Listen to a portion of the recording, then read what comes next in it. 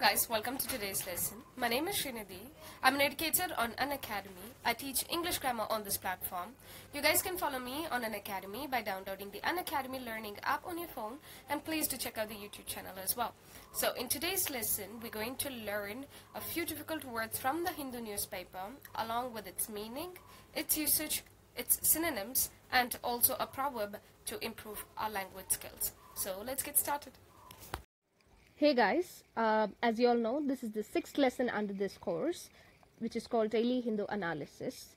So here is the date of the newspaper from which I took these words. Yes, this is the 3rd lesson from the same newspaper because, as I already told you all, this newspaper had enough new vocab, so I didn't want to let all those go in vain.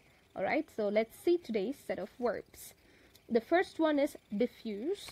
That means if knowledge or information is diffused, it is made known over a wide area or to a lot of people. That means I am spreading the piece of information or the knowledge I possess to as many people as I can. So I'm just spreading the idea or the information. Okay, so the synonyms: spread.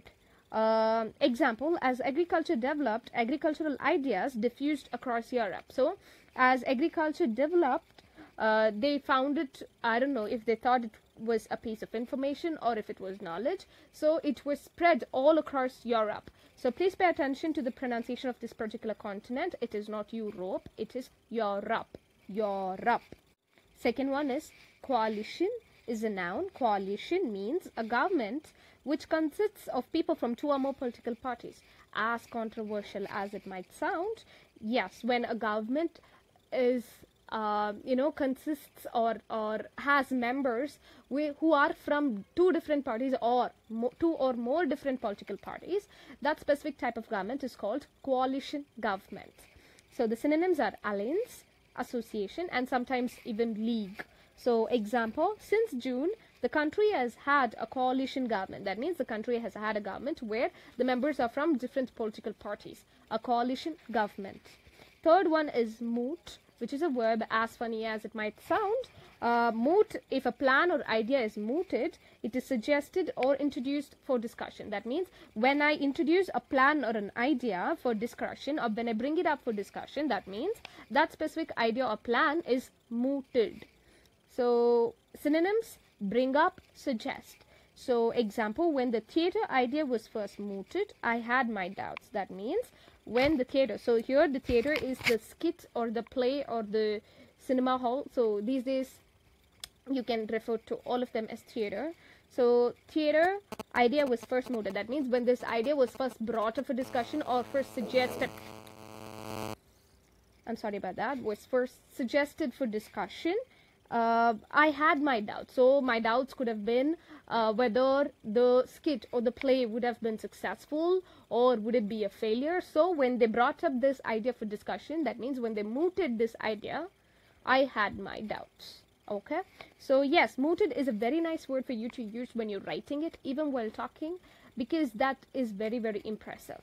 Okay, please try to remember as many words as possible, because I know I'm making a lot of videos on vocab, but once you'll have to keep in touch with them if you want to be up to date with them. So for example, if you saw the first video and you just let it be, if you have a very good retaining power, then bravo. Otherwise you'll just have to keep in touch with them. I'm extremely sorry again.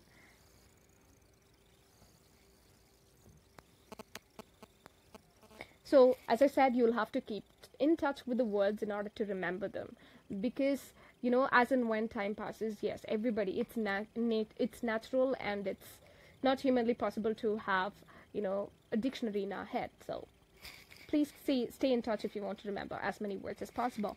So, next word is resonance.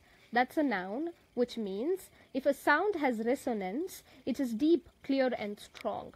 So, those sounds which are very deep, intense, very clear without any disturbance, and strong, which is not very light or something, which is with a force, those kind of sounds are called resonance. Okay, another example is if something has resonance for some the spelling of has is a little jumbled. I'm sorry about that.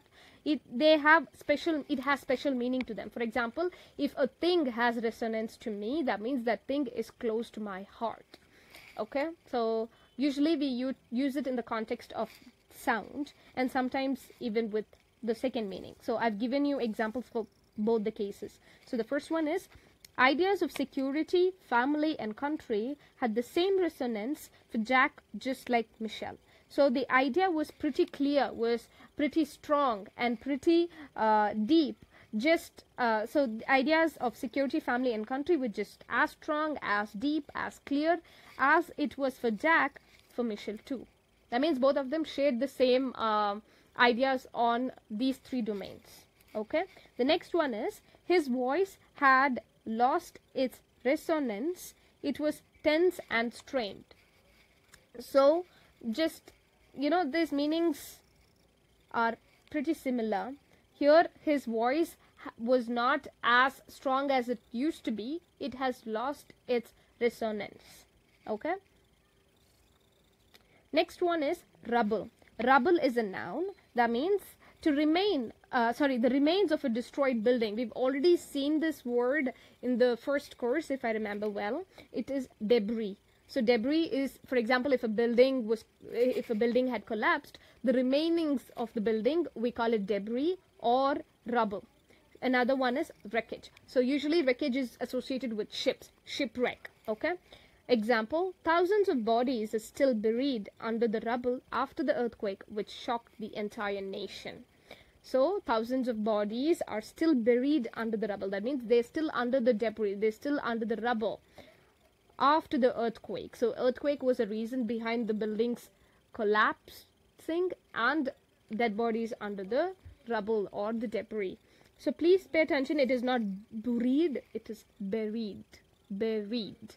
Just like the berries we eat, blueberry, strawberry, the same pronunciation but spellings are different. Buried. Okay. Next one is din, not dawn, din, which is a noun. A very loud and unpleasant noise that lasts for some time. So the noise is loud and very unpleasant, and it does not just pass by, it stays for some time. So those kind of sounds are called din. Example, synonyms, crash, noise. Example, we tried to make ourselves heard over the din of the crowd. That means the crowd was was causing a ruckus, and we tried to make ourselves heard. That means we tried to make our presence known. Here. So I'll give you guys the pronunciation before we go to the proverb part. Diffuse, which is a verb that means to pass on the knowledge to as many people as possible or to spread. Next one is coalition. That means a government with members of different political parties. Moot is when a plan or idea is mooted. That means it is put up for discussion. Resonance means a sound that has lost its deep, clear and strong qualities, or something that is close to someone's heart. Rubble is debris or the remains of a collapsed building. Din is a very loud and unpleasant noise that stays for some time. So the proverb that I suggested yesterday was, birds of same feather flock together. That means people who are similar or share similar interests always hang out together. So that's pretty common, right? So if you and your friends are together, that means if you spend a lot of time with somebody, that means you share a lot of similar things with them. Maybe your ideas, the way of thinking, the interests, or your domain of work, or be it anything. If you share the same set of ideas or same wavelength with the other person, you tend to hang out with them more, because that is more interesting than hanging out with people having different interests. Yes, that's also possible. Yes, everybody has unique set of friends.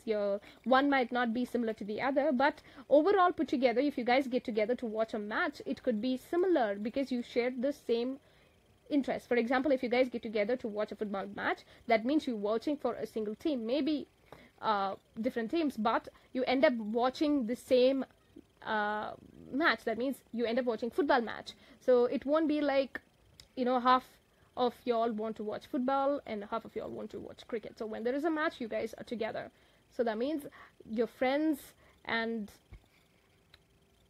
if you hang out with people who are of similar interests, we call that as birds of same feather flock together. Just like pigeons, if you see pigeons, there are only a group of pigeons. If you see crows, there are only a group of crows. It's not like in a group of crows there's a pigeon hanging out. So as simple as it sounds, people with same interests always hang out together. So example, the teacher shouted at a group of friends for not doing homework and realized that the saying birds of same feather flock together is in fact very true. Yes, so if your friends and you don't do homework, that means you guys were doing something together the previous day. So yes, the teacher realized later after shouting that the group of friends are together because birds of same feather flock together. So the proverb that I suggest for this lesson is no man is an island. Please pay attention. No man is an island. And it would really mean something if you guys try to,